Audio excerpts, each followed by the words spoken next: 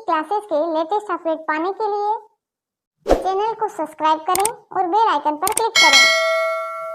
Point two point programme में आज हम चर्चा करेंगे ईरान द्वारा यूरेनियम संवर्धन पर।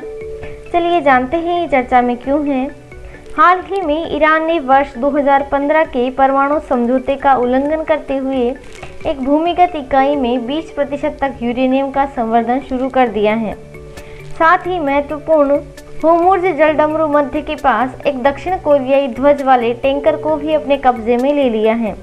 इस बीच अमेरिका ने ईरान से बढ़ते सुरक्षा खतरों को ध्यान में रखते हुए खाड़ी क्षेत्र में अपने परमाणु ऊर्जा संचालित विमान वाहक पोत निमित्ज को तैनात करने का फैसला किया है। अब जानते हैं यूरेनियम संवर्धन को। प्राकृतिक यूरेनियम में दो अलग अलग समस्थानिक विद्यमान होते हैं, जिनमें लगभग 99% U-238 तथा 0.7% U-235 की मात्रा पाई जाती है। U-235 एक विखंडनीय सामग्री है जो परमाणु रिएक्टर में श्रृंखला अभिक्रिया को संचालित करने में सहायक है। यूरेनियम संवर्धन में आइसोटोप सरपेशन प्रक्रिया के माध्यम से यूरेनियम U-235 की मात्रा को बढ़ाया जाता है और U-238 को U-235 से अलग किया जाता है। परमाणु हथियारों के निर्माण में 90% या इससे अधिक तक यूरेनियम संवर्धन की आवश्यकता होती है, जिसे अत्यधिक समृद्ध यूरेनियम या हथियार ग्रेड यूरेनियम के रूप में जाना जाता है। परमाणु रिएक्टरों के लिए 3 से 4% तक यूरेनियम संवर्धन की आवश्यकता होती है, जिसे निम्न संवर्धन यूरेनियम या रिएक्टर ग्रेड यूरेनियम के रूप में जाना जाता है।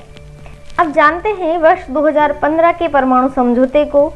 वर्ष 2015 में वैश्विक शक्तियों अर्थात P5+1 के समूह, जिसमें संयुक्त राज्य अमेरिका, ब्रिटेन, फ्रांस, चीन, रूस और जर्मनी शामिल है, के साथ ईरान द्वारा अपने परमाणु कार्यक्रम के लिए दीर्घकालिक समझौते पर सहमति व्यक्त की गई। इस समझौते को संयुक्त व्यापक क्रियान्वयन योजना तथा आम बोलचाल की भाषा में ईरान परमाणु समझौते के रूप में भी नामित किया गया था। इस समझौते के तहत ईरान द्वारा वैश्विक व्यापार में अपनी पहुंच सुनिश्चित करने हेतु अपने परमाणु कार्यक्रमों की गतिविधि पर अंकुश लगाने पर सहमति व्यक्त की गई। समझौते के तहत ईरान को अपने शोध कार्यों के संचालन हेतु थोड़ी मात्रा में यूरेनियम जमा करने की अनुमति दी गई, परंतु उसके द्वारा यूरेनियम संवर्धन पर प्रतिबंध लगा दिया गया था, जिसका उपयोग रिएक्टर ईंधन और परमाणु हथियार बनाने के लिए किया जाता है। ईरान को एक भारी जल रिएक्टर के निर्माण की भी आवश्यकता थी, जिसमें ईंधन के रूप में प्रयोग करने हेतु भारी मात्रा में प्लूटोनियम की आवश्यकता के साथ ही अंतर्राष्ट्रीय निरीक्षण की अनुमति लेना भी आवश्यक है। मई 2018 में यूएस द्वारा इस समझौते की आलोचना की गई तथा इसे दोषपूर्ण मानते हुए कुछ परिवर्तनों के साथ इसके प्रतिबंधों को और अधिक कड़ा कर दिया गया। प्रतिबंधों के और अधिक सख्त होने के बाद ईरान ने कुछ राहत पाने हेतु समझौते के हस्ताक्षरकर्ता देशों पर दबाव बनाने के साथ ही कुछ प्रतिबंधताओं एवं नियमों का लगातार उल्लंघन किया है। अब जानते हैं होर्मुज़ जलडमरू मध्य को। भौगोलिक अवस्थिति: यह ईरान और ओमान को अलग करने वाला जलमार्ग है, जो फारस की खाड़ी को ओमान की खाड़ी और अरब सागर से जोड़ता है।